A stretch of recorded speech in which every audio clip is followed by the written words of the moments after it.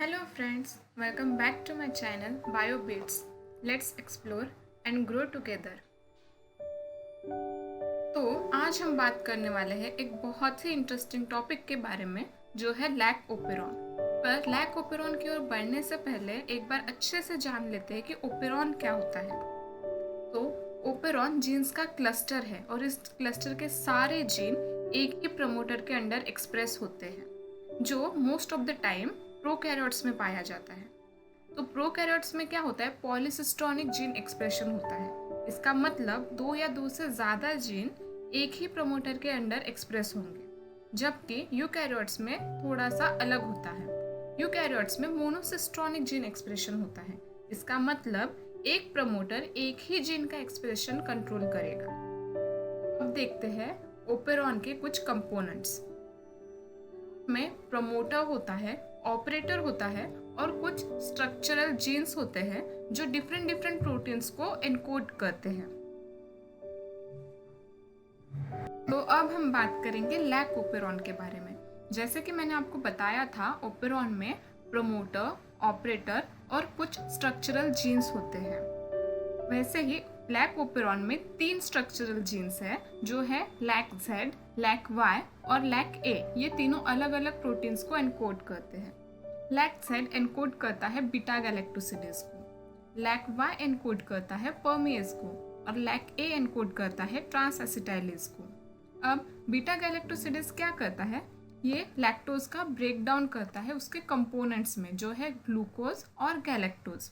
परमेज membrane channel protein है जो lactose की सेल के अंदर एंट्री में मदद करता है। और ट्रांसएसिटाइलेज का एग्जैक्ट रोल अभी तक क्लियर नहीं है, बट ये तीनों के तीनों एंजाइम्स लैक्टोज मेटाबॉलिज्म में हेल्पफुल है। हमने ये तो जान लिया कि लैक ओपेरॉन लैक्टोज मेटाबॉलिज्म में इन्वॉल्व होता है। अब हम ये देखते हैं कि ये लैक ओपेरॉन ऑन कब होगा। तो लैक ओपेरॉन को ऑन होने के लिए 2 कंडीशन फुलफिल होना जरूरी है। फर्स्ट, ग्लूकोज का अब्सेंस और सेकेंडली लैक्टोज का प्रेजेंस। तो बैक्टीरिया जनरली ग्लूकोज को एनर्जी सोर्स की तरह यूज करता है, बट जब भी कभी ग्लूकोज अब्सेंट होता है मीडियम में और लैक्टोज प्रेजेंट होता है तो बैक्टीरिया लैक्टोज को एनर्जी सोर्स की तरह यूज करता है।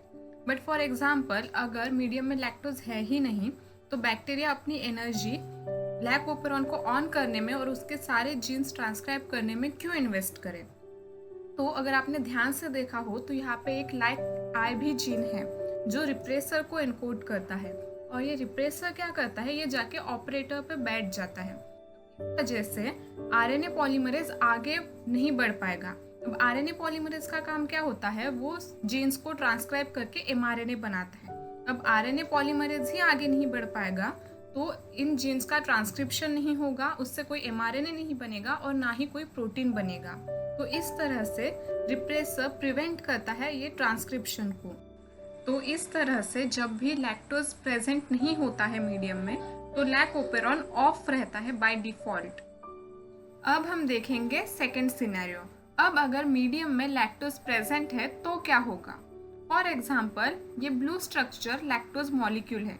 ये लैक्टोज मॉलिक्यूल क्या करेगा, जाके रिप्रेसर के साथ इंटरैक्ट करेगा और इस इंटरैक्शन के वजह से रिप्रेसर में कुछ कन्फर्मेशनल चेंजेस आएंगे और इन कन्फर्मेशनल चेंजेस के वजह से रिप्रेसर अब ऑपरेटर पे बाइंड नहीं कर पाएगा, जिस वजह से अब आरएनए पॉलीमरेज फ्री है आगे बढ़ने के लिए और जो तीनों स्ट्रक्चरल जीन्स है उनका वो ट्रांसक्रिप्शन कर सकता है। तो इस तरह से लैक्टोज के प्रेजेंस में लैक ओपेरॉन ऑन होता है।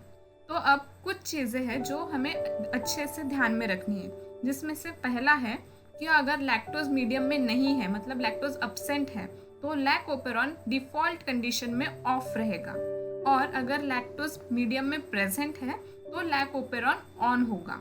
तो आज के लिए बस इतना ही। अगर आपको इस टॉपिक से रिलेटेड कोई भी क्वेरी है तो आप मुझे कमेंट सेक्शन में पूछ सकते हैं, और अगर आपको मेरा ये वीडियो अच्छा लगा है तो प्लीज़ इसे लाइक करें और अपने सारे फ्रेंड्स के साथ शेयर करें और मेरे चैनल को सब्सक्राइब करना ना भूलें। Thanks for watching guys.